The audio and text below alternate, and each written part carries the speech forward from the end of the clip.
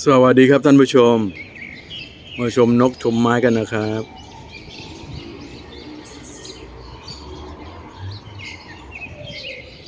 นกไปไหนหมด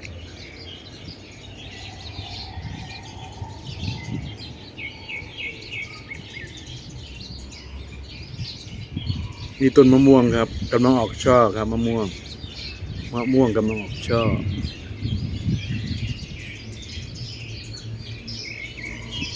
มีต้นมะม่วงครับกำลังออกช่อครับมะม่วงกำลังออกช่อมะม่วงครับมะม่วงมีนกด้วยมาส่องนกกันนะครับมะม่วงครับมะม่วงมีนกด้วยมาส่องนกกันนะครับ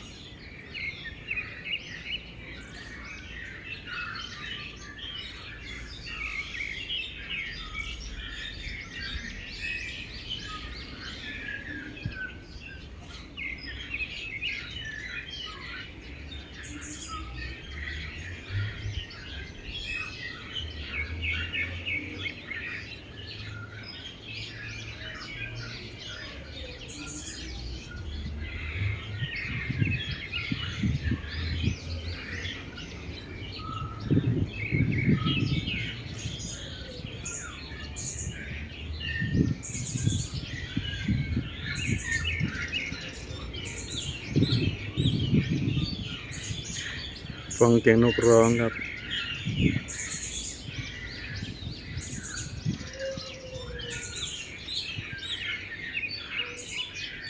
ฟังเสียงนกร้องครับ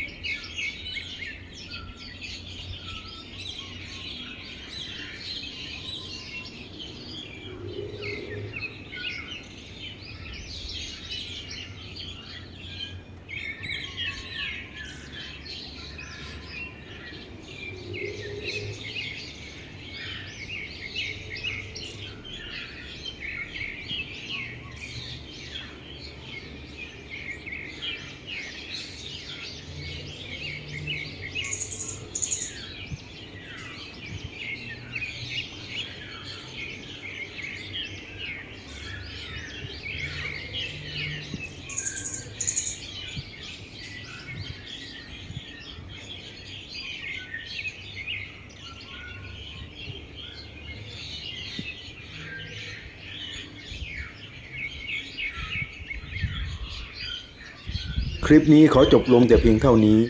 แล้วพบกันใหม่คลิปหน้าสวัสดีครับ